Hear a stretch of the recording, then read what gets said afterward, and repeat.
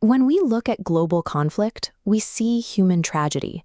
Infrastructure turns to ash, families are displaced, and local economies collapse. But for a select group of corporations, a battlefield is a highly optimized business model.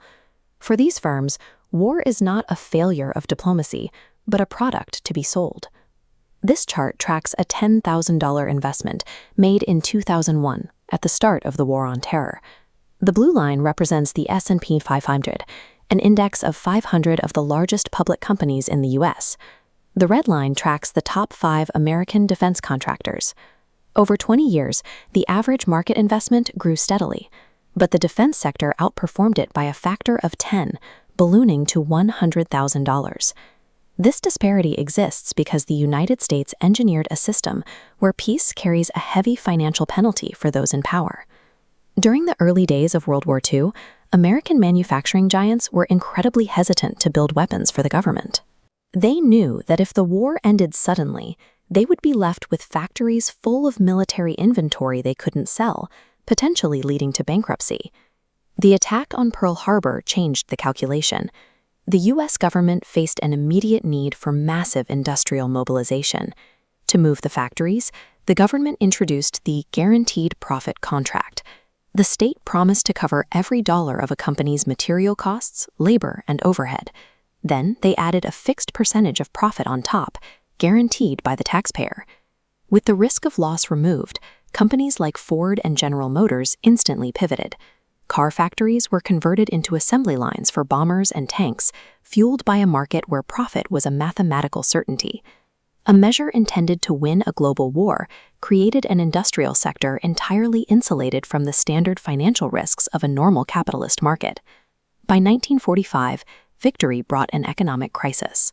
Military production accounted for 40%. While the geopolitical mission failed, the financial one succeeded. Revenues for military manufacturers grew from millions to billions of dollars during the conflict. Vietnam proved that a war didn't need to be won to be profitable. It only needed to be indefinitely sustained. President Dwight D. Eisenhower warned the nation about this emerging alliance, calling it the military-industrial complex, a self-sustaining cycle of influence between the military and the private companies that arm it. This cycle is essentially maintained by a revolving door. Hundreds of high-ranking military officials leave the Pentagon only to take board seats at the same defense companies that receive government contracts. This chart illustrates the return on investment for defense lobbying. A few $1 million spent on political donations can result in billions in awarded contracts.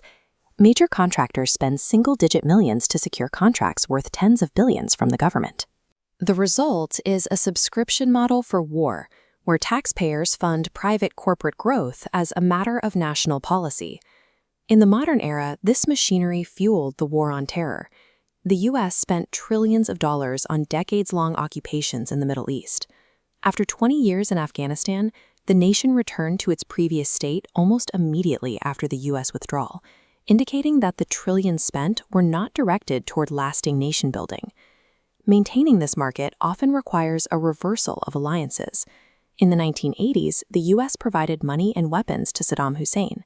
2 decades later, they declared him a mortal enemy and invaded his country to remove him from power. While these conflicts destroy lives and destabilized regions, they represent a consistent flow of wealth from the U.S. Treasury to the defense sector, a sector that grew 10 times faster than the broader market during this same period. As long as conflict remains a subsidized, risk-free enterprise for a powerful few, the financial incentives will continue to outweigh the human cost of peace.